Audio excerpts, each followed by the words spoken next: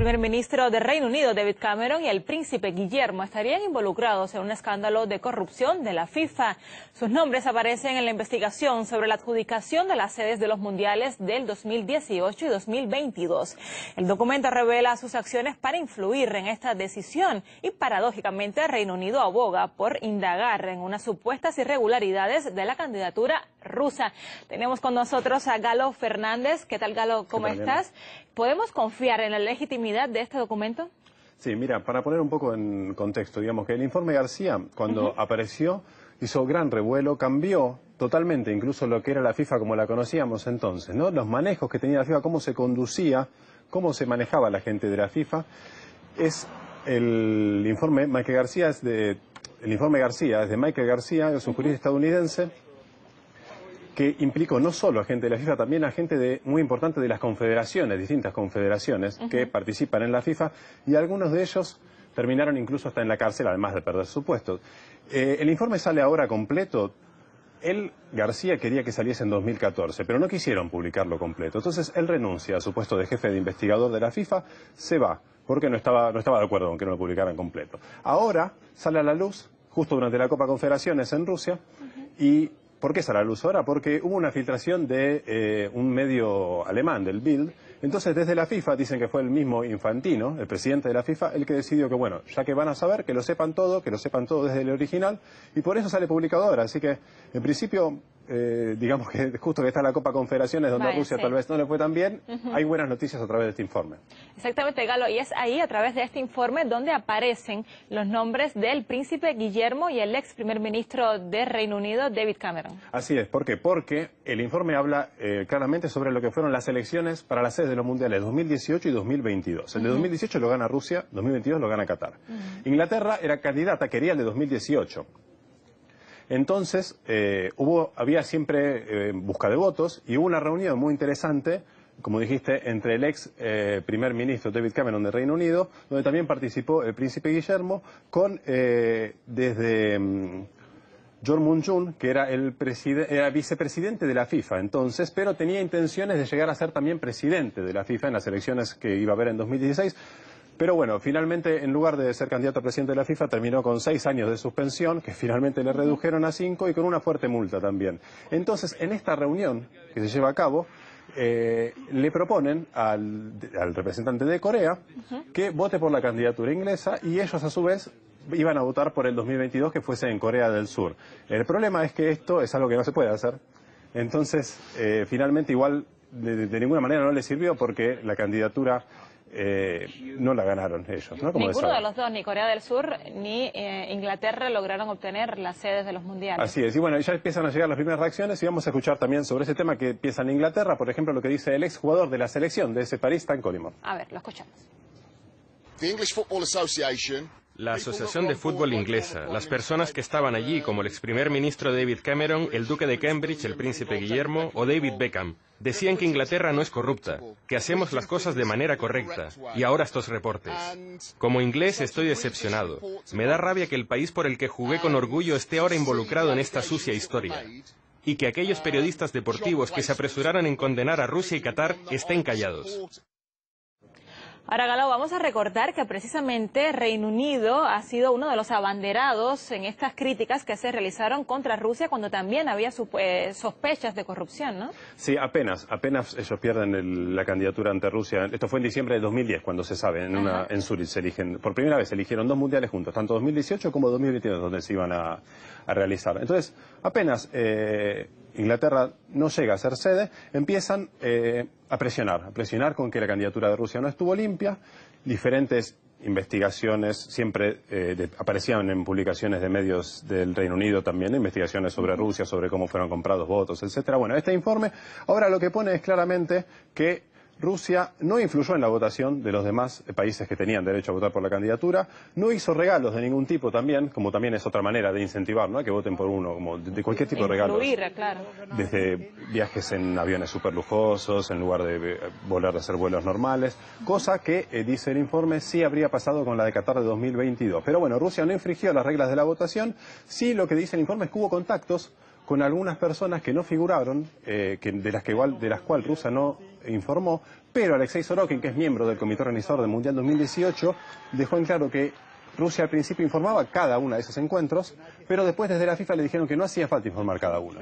Bueno, entonces fue cuando dejaron de hacerlo. Entonces, como dijimos, después habrá que ver la investigación, qué va a pasar con Qatar 2022 y qué va a pasar desde el Reino Unido, ¿no? Si van a encontrar algún otro, cómo seguir presionando. Por ejemplo, el último fin de semana salió un artículo en The Mail, donde tal vez sea un nuevo foco de presión, que dicen que la selección de fútbol de Rusia en el Mundial 2014 casi todos los jugadores, la mayoría jugaron dopados. Vaya. Así que bueno, hay que ver, tal vez en un nuevo frente. Vamos a ver si sigue. Intentarían crear estrategias de comunicación para desviar la atención. Hay que comprobar toda esta información, Galo, y esperar la reacción, sobre todo de la Casa Real Británica, ¿no? A ver qué dicen al respecto.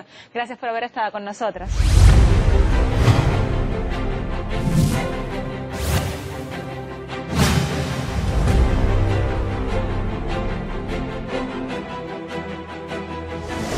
Se trata de las personas procedentes de Irán, Libia, Siria, Somalia, Sudán y Yemen. De acuerdo con las nuevas reglas, aquellos que no tienen un vínculo probado con una empresa o persona que vive en Estados Unidos no podrán ingresar en el país norteamericano. Este reglamento fue aprobado después de que la Corte Suprema de Estados Unidos restaurara parcialmente la restricción migratoria propuesta por Donald Trump. La polémica orden ejecutiva había sido bloqueada por tribunales inferiores.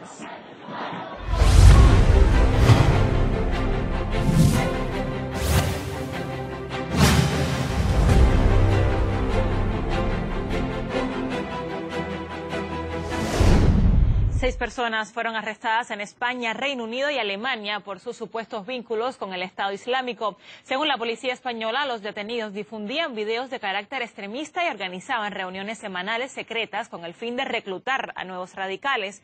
La investigación empezó en el año 2015, cuando fueron halladas varias grabaciones en una web que mostraban el proceso de adoctrinamiento y envío a Siria de un joven musulmán residente en España.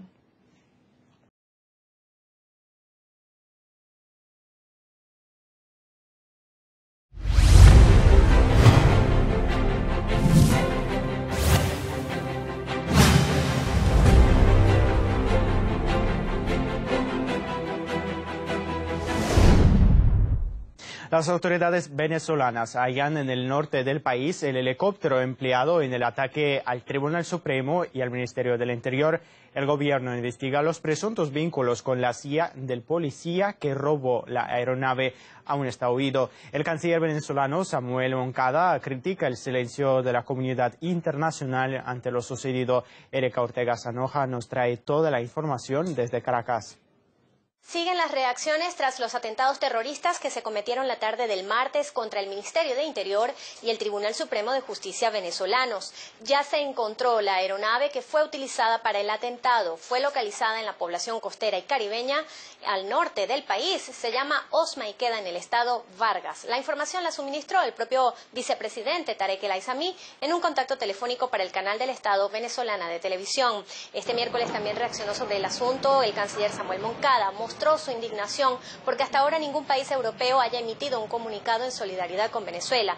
Tampoco lo hicieron las naciones que han pedido en el seno de la OEA una resolución contra el gobierno de Maduro. Por ello agradeció a Ecuador, Bolivia, Cuba, Palestina y Turquía, además de otras naciones del continente africano que sí mostraron su apoyo con la nación bolivariana tras el ataque. Un señor se declara guerrero de Dios, secuestra un helicóptero, dispara contra unos periodistas en un edificio, se dirige al Tribunal Supremo, lanza 4 granadas, había población civil alrededor comprando, haciendo su vida normal y corriente, y explotan 3 granadas y huye. Eso en cualquier lugar del mundo es un acto de terrorismo.